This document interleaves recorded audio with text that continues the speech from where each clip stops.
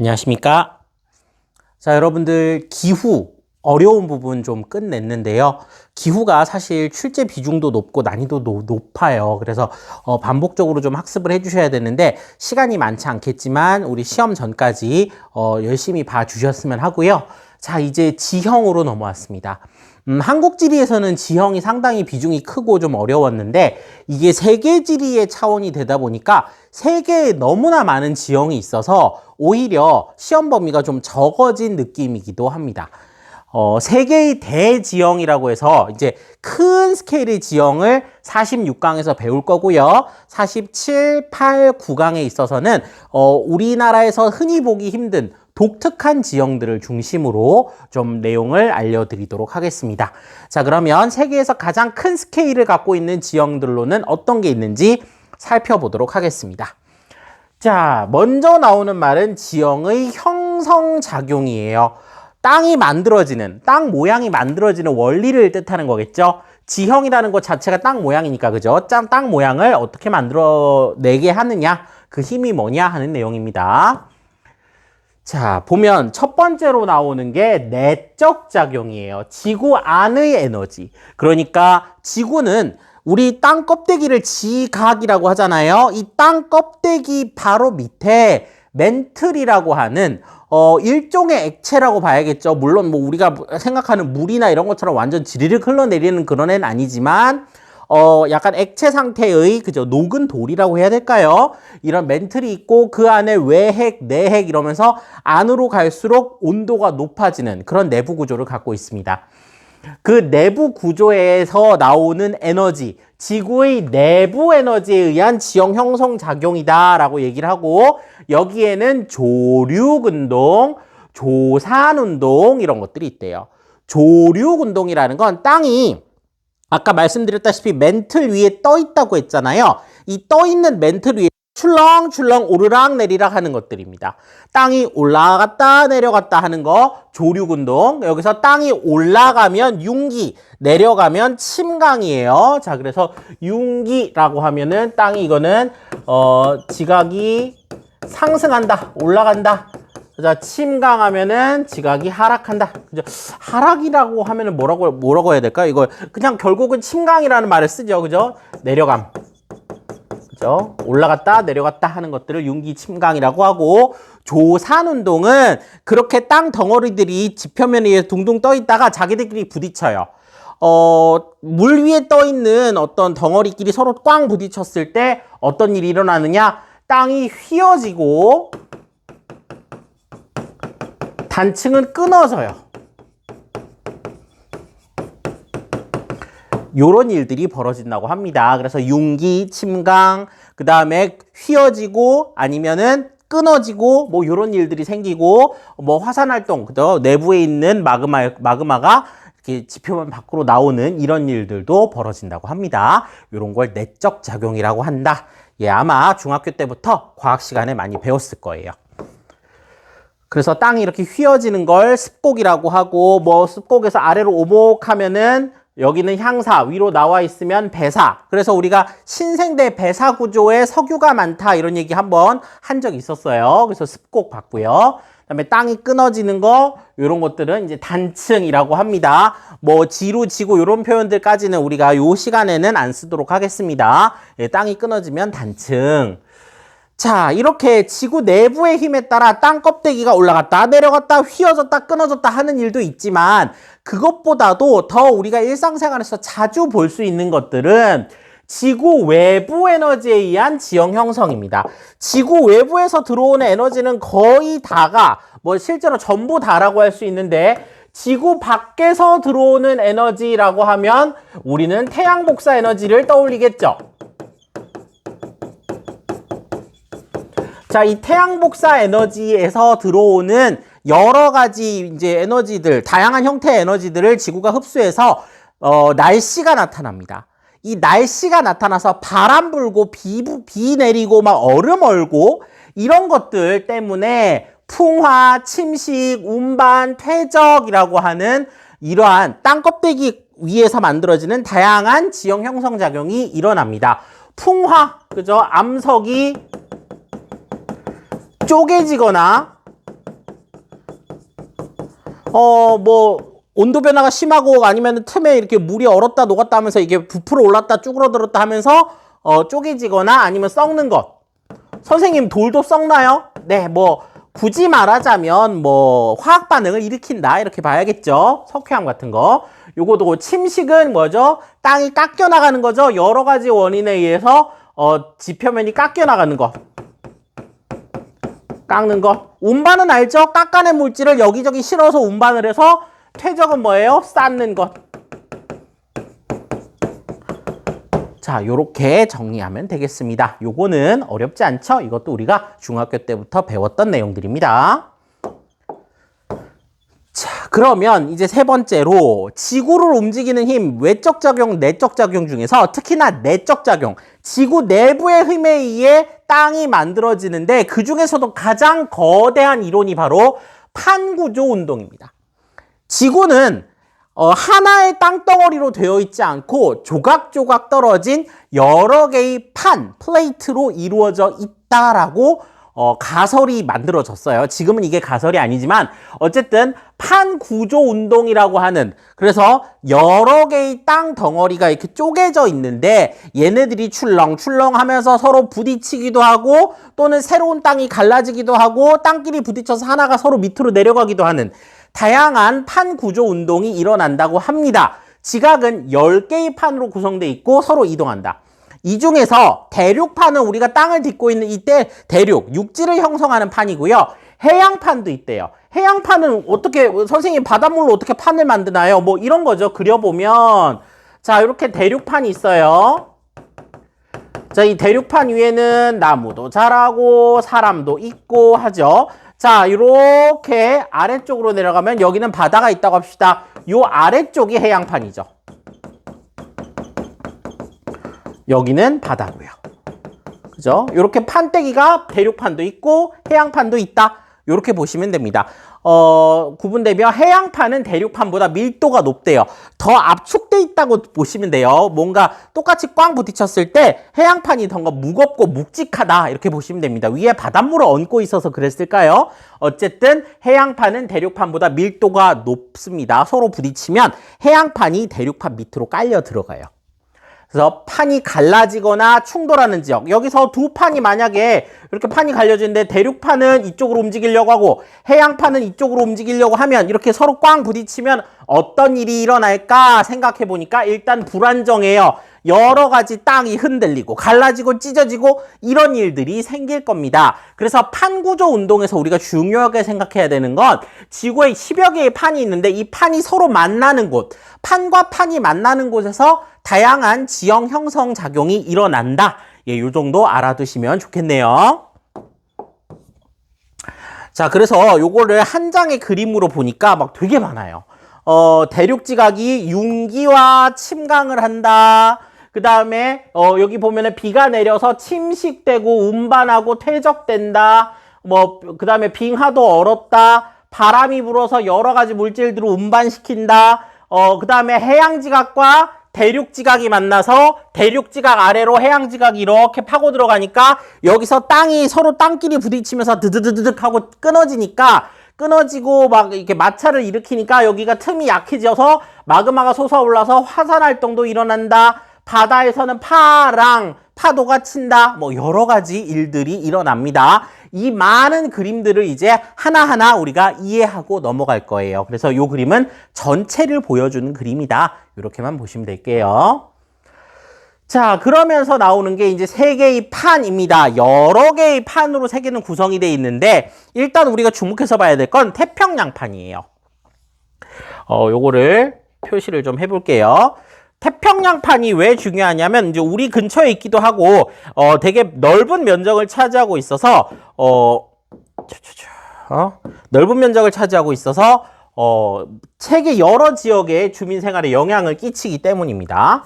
자, 그러면은 요거를 한번 표시를 해보자면 네.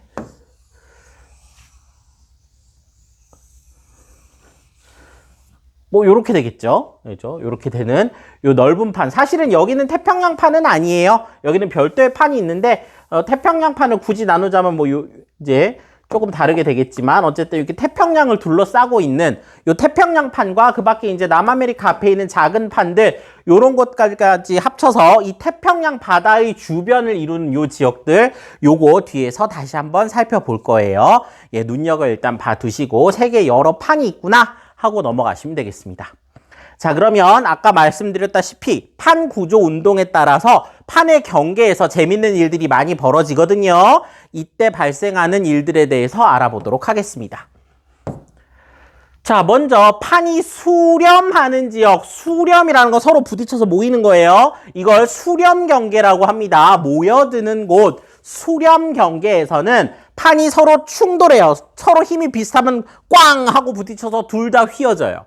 반대로 어느 한쪽은 묵직하고 어느 한쪽은 가벼우면 묵직한 쪽이 가벼운 쪽 아래로 파고들죠. 자, 이걸 섭입이라고 합니다. 자, 아까 대륙판과 해양판이 만났을 때 대륙판 밑으로 해양판이 이렇게 아래로 들어갔었죠. 요런 걸 섭입한다고 합니다. 자, 그래서 여기는 습곡산맥이 발달한다라고 돼 있는데 요 습곡산맥, 아까 땅이 휘어지는 거랬잖아요. 땅이 휘어져서 산맥도 요런 수렴 경계에서 생긴대요. 자, 이거는 전체적인 설명이고 결국은 우리는 어디서 이 일이 일어났는지를 알아야 되기 때문에 한번 살펴보겠습니다. 자, 먼저 대륙과 해양이 만나고 있어요. 자, 대륙과 해양을 만나면은 해양 지각이 더 무겁기 때문에 아래로 섭입된다는 거죠. 이렇게 아래로 쭉 내려가는 거 보이십니까? 아래로 섭입되고 대륙 지각은 그 위에 떠 있습니다. 자, 그럼 이렇게 아래로 파고들기 때문에 좀 색깔, 아래로 이렇게 파고들고 있는 게 보일 거예요. 아래로 이렇게 파고들고 있기 때문에 여기서 이제 여러 가지 마찰이 발생하고 지표면이 약해지는 그런 틈이 생겨요. 그래서 이 아래서 마그마가 이렇게 솟아올라서 해양판과 대륙판이 만나는 곳에서는 화산이 발달합니다. 뿐만 아니라 여기 이제 접혀 들어가는 데가 있죠. 이렇게 섭입돼서 접혀 들어가는 데가 바다가 굉장히 깊어요. 이걸 해구라고 하는데 이거는 우리가 지리 시간은 우리가 해리가 아니고 지리잖아요. 여기는 잘 물어보지는 않습니다. 다만 해양판과 대륙판이 만나는 곳에서는 화산 활동이 활발해진다. 이 정도는 알아두셔야 되겠어요. 자, 반대로 대륙판과 대륙판이 만나면 어때요? 서로 똑같은 힘으로 야, 네가 힘이 세나 내가 힘이 세나 하면 꽝 부딪히는 거죠. 꽝 부딪혀서 땅이 휘어버렸어요. 그래서 대륙판과 대륙판이 만나는 곳에서 발달하는 것이 바로 이 산맥이 바로 습곡산맥이죠. 요런 게 발생한다. 요것도 우리가 중학교 때부터 이미 배웠던 내용입니다. 자, 그러면 세계의 주요 조산대를 한번 보겠습니다. 여기는요, 대륙판과 대륙판이 만나는 곳입니다. 첫 번째, 알프스 히말라야 조산대예요. 알히 조산대라고 그냥 제가 줄여서 말하기도 할 거예요. 자, 알프스 히말라야 조산대는 대륙판과 대륙판이 만나는 곳이고 이름만 봐도 어떤 산맥들이 위치해 있는지 알겠죠? 알프스 산맥과 히말라야 산맥을 잇는 그 라인입니다. 우리 신기조산대 이미 외웠어요. 아틀라스 산맥, 알프스 산맥, 카카스 산맥, 히말라야 산맥 이런 거 공부했었어요. 자, 거기를 잇는 조산대입니다. 머릿속에 지도에서 아틀라스부터 히말라야까지 쫙 시리즈로 떠올라야 해요. 자, 그래서 이런 데는 대륙판과 대륙판이 만나서 화산도 발생하고 높은 산도 많이 있다. 자, 그 다음에 두 번째, 환태평양 조산대. 환태평양 조산대도 중요합니다. 알프스 히말라야 조산대만큼이나 중요합니다. 여기도 별표 하나 칠게요. 자, 이 아이의 별명은 불의 고리입니다. 환태평양이라는 건 무슨 뜻이냐면은 태평양을 둘러싼 이런 뜻입니다. 우리가 우리 주변에 여러 가지 것들, 나를 둘러싼 여러 가지 것들을 환경이라고 부르잖아요. 그때 쓰는 환자입니다. 태평양을 둘러싸고 있는 지역에서 나타나는데 아까 말씀드렸던 태평양판과 여러 판들의 경계에서 해양판과 대륙판이 만나면서 섭입이 일어나는 그런 것이고 화산과 지진이 많아요. 여기는 산맥보다는 화산과 지진이 많지만 물론 산맥도 나타납니다. 자, 그러면 요 두 개의 조산대 한번 살펴보죠. 먼저 나오는 게 알프스 산맥이네요. 알프스 히말라야 조산대에서 그죠? 유럽 지역을 이렇게 관통하고 있는 산맥, 알프스 산맥. 당연히 신기 조산대겠죠? 신기 조산대니까 높고 험준합니다. 자, 그다음에 아까 그 불레골이라고 말했던 이 환태평양 조산대 일대를 다시 한번 정리해 봤고요. 자, 그다음에 두 번째로 판이 분리되는 것. 판이요, 지각에서 멘틀 물질이 올라와서 지각의 새로운 걸 만들어요. 선생님, 새 땅이 만들어지면 지구의 땅이 영원히 넓어져야 되는데 그러진 못하잖아요. 왜 그럴까요? 어느 한쪽에서는 해양판이 대륙판 밑으로 섭입되고 있기 때문입니다. 그래서 새로 만들어지는 데가 있고 섭입돼서 땅속으로 다시 사라지는 데가 있어요. 여기서는 발상 경계에서는 멘틀 물질이 올라와서 새롭게 이제 지각이 만들어지는 곳입니다. 그래서 판이 갈라져서 새로운 지각 물질이 나오는데 대부분 해저에서 관찰됩니다. 특히나 우리가 유명하게 알려진 게 대서양을 가로지르는 대서양 중앙해령이라는 곳입니다. 그래서 해저에서 관찰되는데 우리가 지리 시간이기 때문에 지상에서 발산 경계, 지상에서 땅이 갈라져서 이렇게 생겨나는 요 지역을 딱 두 개만 아시면 됩니다. 나머지는 거의 지하가 아니고 해저에서 발생이 된다. 이렇게만 보시겠습니다. 그래서 그 두 개가 어디냐 봤더니 동아프리카 지구대 그리고 아이슬란드네요. 여기는 외우셔야 됩니다. 동아프리카 지구대는 대륙판 내부가 찢어지면서 갈라져서 생긴 곳인데 당연히 화산과 지진이 많고 열곡, 땅이 찢어진 틈으로 발달하는 골짜기가 많다. 그 사이에서 이렇게 나오는 거죠. 그리고 땅이 워낙 계속 변하고 있기 때문에 끊어진 틈에 물이 고여서 단층호, 단층이 일어나면 하나는 높이 솟고 하나는 꺼지잖아요. 그 꺼진 데에 이렇게 호수가 만들어지는 탕가니카호라는 호수도 있대요. 요 정도만 알아두시면 좋겠고요. 자, 아이슬란드는요. 아까 선생님이 거의 대부분이 해저에서 발생한다 그랬어요. 이제 발상 경계가. 근데 이 대서양 중앙해령이라고 하는 게 대서양 해저에 쭉 있다가 여기만큼은 화산 활동이 격렬하게 일어나면서 해양판이 갈라지는 곳의 일부가 수면 위로 드러났어요. 화산이 너무 대형으로 폭발했나 봐요. 그래서 원래 해저에 있어야 되는데 이 해저에 있던 해령 중에 일부가 드러났고 여기가 바로 유럽의 아이슬란드다. 그래서 두 군데가 있습니다. 자, 위치 보시면 먼저 아이슬란드예요. 아이슬란드 보면 원래 이게 대서양 중앙해력인데 여기 이제 갈라지는 틈이 이 아이슬란드 국토를 관통하고 있죠. 사실은 아이슬란드가 먼저 있었던 게 아니라 해령이 먼저 있었고 이 해령 틈으로 화산이 폭발하면서 아이슬란드가 만들어진 거예요. 그래서 이렇게 바다 안에서 이렇게 올라오는 거, 요게 이제 해양 발상 경계고, 그 다음에 대륙 발상 경계로서 동아프리카 지구대가 있다고 했습니다. 여기도 보면 원래 대륙판인데요. 대륙판 사이에 이렇게 막 땅이 갈라지면서 여기서 멘틀 물질이 올라오는 거예요. 그러니까 이 갈라진 틈이 다 단층이죠. 이 단층에 물이 고이면 단층호가 되고요. 탕가니카 호 같은 게 대표적인 사례래요. 이런 데가 이제 동아프리카 지구대에 나오는 그런 부분입니다. 요것도 조금 이따가 지도를 통해 다시 한번 위치 확인할게요. 자, 그리고 똑같은 그림이고요. 요거는 뭐 탕가니카 호수의 모습입니다. 이렇게 뭔가 단층으로 인해서 땅이 이게 산이라기보다는 땅이 끊어진 곳이죠. 여기 보면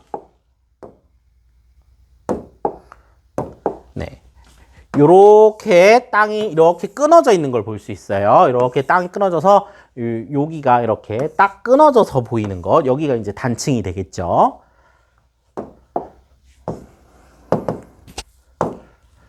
자, 그 다음에 판과 판이 서로 꽝 부딪히는 것도 아니고 갈라지는 것도 아니고요. 서로 그냥 옆으로 비껴가요. 옆으로 어깨빵하면서 지나가는 곳. 자, 여기를 보존 경계 혹은 변환 단층이라고 하는데요. 이 서로 어깨빵 치고 지나가는데 딱 한 군데 있어요. 자, 북미 대륙의 샌 안드레아스 단층. 여기뿐입니다. 여기는 화산은 별로 없는데 지진이 많이 발생해요. 이렇게 쓸고 지나가니까. 그래서 땅과 땅이 서로 이렇게 비껴가는 곳, 여기는 샌 안드레아스 단층, 북미 대륙이 딱 하나 있는 거, 요것도 알아두시면 되겠습니다. 자, 그래서 북아메리카판과 태평양판이 이렇게 서로 비껴가는 요런 지역이 있다. 예, 요것도 알아두시면 좋겠고요. 그래서 위에서 보면 이런 모습이래요. 이렇게 적나라하게 찍힐지는 잘 모르겠는데 서로 두 판이 이렇게 경계를 지어서 이렇게 찢어진 모습입니다. 자, 우리 이래서 외적 작용, 내적 작용, 그리고 판 구조론까지 해서 대략적으로 과학적인 내용을 학습했어요. 이제 이러한 지형 형성 작용의 결과 만들어지는 세 개의 대지형에 대해서 알아보도록 하겠습니다. 요 그림은 우리가 7쪽에서 이미 봤었죠. 우리 교재 7쪽 맨 앞에 갖다 놨는데 다시 한번 외우셔야 합니다. 안정육괴가 어딘지, 고기조산대, 신기조산대가 어딘지 알아야 돼요. 특히나 고기랑 신기는 구분할 수 있어야 된다고 했습니다. 길게 설명할 필요 없습니다. 우리가 1년 내내 이 그림을 보아왔습니다. 자, 그럼 앞에서 배운 내용을 다시 한 번만 복습을 해보자면 먼저 알프스 히말라야 조산대에 해당되는 거 아틀라스, 알프스, 카카스, 히말라야.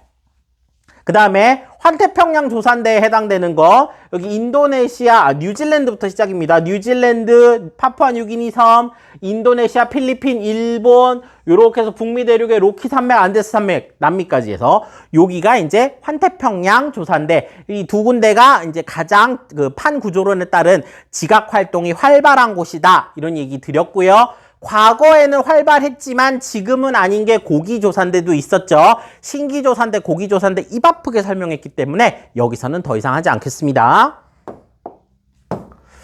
자, 그러면은 이 다양한 지형들 중에 안정육괴부터 보도록 하죠. 우리가 신기조산대, 고기조산대는 얘기 많이 했는데 안정육괴라는 건 별로 얘기한 적이 없어요. 안정적이라는 건 뭔가 뭐 화산활동, 지진활동 이런 거 별로 없고 육괴라는 말은 뭐냐면 땅덩어리라는 뜻입니다. 땅덩어리.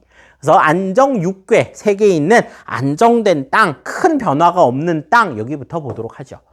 자, 여기는 시생대 혹은 원생대, 우리 과학 시간에 선캄브리아대라고 부르는 그 기간이죠. 요 기간 동안에 조산 활동을 받은 후 오랜 침식을 받아서 낮고 평탄했다. 적어도 5억, 길면 30몇 억. 한 번도 뭔가 큰 변화를 겪지 않고 그 이후 오랫동안 침식이 되면서 평탄하게 낮아진 그런 곳을 안정육괴라고 합니다. 그래서 안정육괴에는 보통 순상지와 구조평야라고 하는 두 군데가 나타나는데요. 자, 순상지, 방패 모양의 땅, 이게 뭐냐면 순상지는 정말 오랜 시간 동안 침식을 받아서 그 위에 다양한 퇴적물도 있었을 것이고 뭐 지각활동으로 인해서 산도 만들어졌고 뭐 모르겠어요. 그런 일들이 막 생겼겠지만 지금은 다 깎여 나가고 상부의 퇴적층이 모조리 제거되고 드러난, 그죠? 기반함이 이렇게 왕창 드러나 있는 곳, 이것이 순상지고 이 드러난 모양이 마치 방패를 엎어놓은 것과 같다라고 해서 순상지라는 표현을 씁니다. 방패 모양의 땅, 요런 뜻이네요. 요 순상지 위치 한번 보시고 모양도 한번 봐야 되는데 발트 순상지, 시베리아 순상지, 캐나다 순상지, 브라질 순상지, 아프리카 순상지 이런 게 있대요. 요거 뒤에서 볼게요. 자, 그래 보면 별 뭐 없이 그냥 쭉 평평하게 이런 것만 봐서는 이게 뭐지 싶을 정도로, 그죠? 무슨 특징적인 지형이 있나 할 정도의 이제 요런 곳입니다. 자, 구조평야는요, 순상지가 되기 전이에요. 아직은 조금 퇴적물이 덜 제거됐는데, 순상지가 이렇게 방패 모양 땅이라고 한다면, 이 방패 모양의 땅 위에 얇은 퇴적층이 시루떡처럼 차곡차곡 쌓여서, 그것도 큰 변화가 없으니까 습곡단층 이런 거 없이 그대로 예쁘게 일자로 쌓여있는, 그죠? 요런 지형들입니다. 그래서, 퇴적된 수평지층이 극심한 지각 변동을 받지 않고 거의 그대로 유지된 넓은 평야도 있다. 그래서 유럽, 러시아, 북미 이런 데 있대요. 물론 여기도 아예 전혀 이렇게 완전히 예쁘게 쌓여있는 것만 아니고 어떤 데 가보면은 지형이 약간 이렇게 쌓여있는 데가 있어요. 이렇게 차곡차곡 쌓여있으면 평야가 될 텐데 부분적으로는 이렇게 살짝 삐쳐가지고 대각선으로 쌓여있는 곳도 있거든요. 그렇게 대각선으로 쌓여있는 곳은 캐스타라고 합니다. 캐스타는 고교 교육과정을 살짝 넘나 봐요. 선생님은 요거 캐스타를 늘 가르쳤는데 지금까지 문제는 나온 적이 없으니까 캐스타는 굳이 이해하기 어려우면 요거는 그냥 있구나 하고 알고 넘어가시면 됩니다.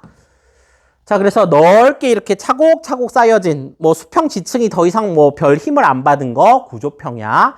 저 북미 중화평원 봐셨고 요런 식으로 되는 거죠. 기반함이 그대로 그냥 퇴적되다 보다 기반함이 그냥 위로 이제 이렇게 엎어놓은 방패 모양으로 드러난 데가 순상지, 그리고 그 위에 차곡차곡 쌓여서 이렇게 만들어진 평야가 구조평야 봤고요. 그 다음에 캐스타는 아까 말씀드렸다시피 살짝 이렇게 살짝 들려가지고 이렇게 만들어진 지형입니다. 약간 이름 정도만 알고 있으면 되겠어요. 실제로 보면은 이렇게 생겼대요. 자, 그럼 여기는 뭐가 많으냐? 오래된 지형일수록 철광석이 많다고 하네요. 그래서 러시아, 캐나다, 브라질, 중국, 오스트레일리아 등의 철광석이 많더라. 예, 이런 얘기를 합니다. 앞으로 잠깐 넘어가서 순상지들의 위치 다시 한번 확인하고 넘어가겠습니다. 우리가 순상지는 위치를 확인해 본 적이 없어서 다시 보시면 브라질, 캐나다, 시베리아, 오스트레일리아, 아프리카, 발트 뭐 이런 데네요. 위치 정도 알아두시고 여기가 문제가 엄청나게 자주 나오거나 그러지는 않습니다. 그래서 이런 게 안정육괴라는 게 있구나. 우리가 산만 배웠는데 평평한 곳도 이렇게 우리가 구분을 하는구나 하고 알아두시면 좋겠습니다. 자, 그 다음에 쭉 넘어갈게요. 다시.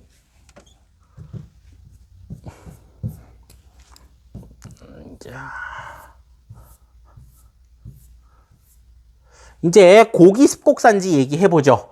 여기는 우리가 많이 했어요. 그죠? 보니까 고생대의 조산운동을 받아 형성된 산지다. 약 2억 2,500만 년 전 이렇게 나오네요. 여기는 이제 장기간에 침식을 받았어요. 원래는 판의 경계라서 높고 험준한 산이 있었겠지만 지금은 그렇지 않아서 오랫동안 침식을 받아서 해발 고도가 낮고 약간 그러니까 둥글둥글한 그런 산이 나타난대요. 이거 이름, 위치 다 확인하셨습니다. 에팔라치아 산맥, 우랄 산맥, 그레이트 디바이딩 산맥, 스칸디나비아 산맥, 드라켄즈버그 산맥 어디쯤에 있는지 기억하셔야 됩니다. 에팔라치아 산맥 미국 동부, 우랄 산맥 러시아 가운데에 유럽과 아시아의 경계, 그레이트 디바이딩 산맥 오스트레일리아 동부, 그 다음에 스칸디나비아 산맥, 스칸디나비아 반도, 그죠? 노르웨이, 스웨덴 그쪽, 드라켄즈버그 산맥, 남아프리카 공화국, 위치도 머릿속에 짠! 하고 떠올리셔야 돼요. 그래서 우랄 산맥, 아시아, 유럽의 경계, 뭐 이런 산이고요. 생각보다 고기 습곡산지라 그랬는데 엄청나게 순한 건 아니죠. 뭐 동글동글하다면서요. 생각보다 험준한데요. 그렇게 볼 수 있어요. 근데 신기 습곡산지를 보면 좀 다를 겁니다. 여기도 철광석과 석탄이 풍부하대요. 고생대의 지층은 석탄이 좀 많기 때문에 이제 그레이트 디바이딩 산맥 같은 데서 석탄이 난다 그랬었죠. 오스트레일리아에서. 자, 이제 신기습곡산지입니다. 자, 여기도 위치, 그 다음에 이름 다 아셔야 되고 신기습곡산지가 되게 중요합니다. 그래서 중생대 말에서 신생대 이후에 조산운동으로 형성된 산맥이다. 예, 그러니까 중생대, 신생대에서 이렇게 걸쳐서 만들어진 산맥이고, 이제 높고 험준하고 화산과 지진이 자주 발생하고 여기는 지금 지각 변동이 막 일어나고 있는데요. 판과 판의 경계예요. 그래서 지진의 산사태 등 2차 피해도 있고 환태평양 조산대와 알희 조산대에 분포한다는 내용도 했었고 주요 산맥도 아까부터 계속 입이 아프게 설명드렸습니다. 아틀라스 산맥 모로코에 있어요.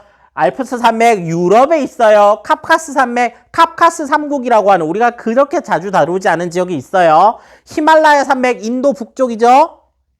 로키 산맥 북아메리카 대륙이 서부, 그 다음에 안데스 산맥 남아메리카 대륙의 서부, 이렇게 정리할 수 있습니다. 자, 그러면 동아프리카 지구대랑 아이슬란드는 뭔가요? 여기는 신기습곡산지는 아니죠. 발산경계니까요. 우리 발산경계 두 군데 동아프리카 지구대와 아이슬란드 기억해 주시면 좋겠네요. 자, 그래서 히말라야 산맥 아유 높고 험준하다. 그 다음에 안데스 산맥 여기도 꽤 높고 험준하죠. 그래서 여기는 석유, 천연가스 이런 것들이 많고 구리나 주석, 유황 등 특히 우리 칠레 구리 너무 유명하잖아요. 이런 것들은 한번 기억해 주시면 좋겠어요. 그래서 칠레가 구리 매장량이 굉장히 많다. 칠레 구리 우리 열심히 외웠죠. 자, 그 다음에 여기를 보면 다양한 이제 활용이 있대요. 지열 에너지도 활용하고 화산 지형과 간헐천, 온천 이런 것들도 있고 뭐 이런 부분들도 있다고 합니다. 요거는 우리 뒤에서 화산 배울 때 다시 한번 정리하겠습니다. 일단 써두시고 화산 지형이 따로 다루어지니까요. 여기는 요 내용들 한번 보고 넘어가시면 좋겠습니다. 그래서 이렇게 포도 농사 짓고 여기 뒤에 화산 있고 있죠. 여기 알프스 히말라야 조산대에 있는 화산이에요. 그래서 화산 지형으로 자연스럽게 연결이 됩니다. 자, 선생님이 설명 안 하고 넘어간 중요한 그림이 하나 있어요. 전체 이 판의 경계를 쭉 나타내는 그림이 하나 있거든요. 그 그림 빼놓지 말고 보셔야 됩니다. 그 그림 보시면서 여러분들이 복습하시면 돼요. 지금까지 설명해드린 내용을 지도를 보면서 이렇게 정리할 수 있는 그림이 하나 있습니다. 그 우리 페이지 보시면서 수업 시간에 다시 한번 말씀드리겠습니다. 자, 이제 47강 화산 지형에서 뵙겠습니다. 수고하셨습니다.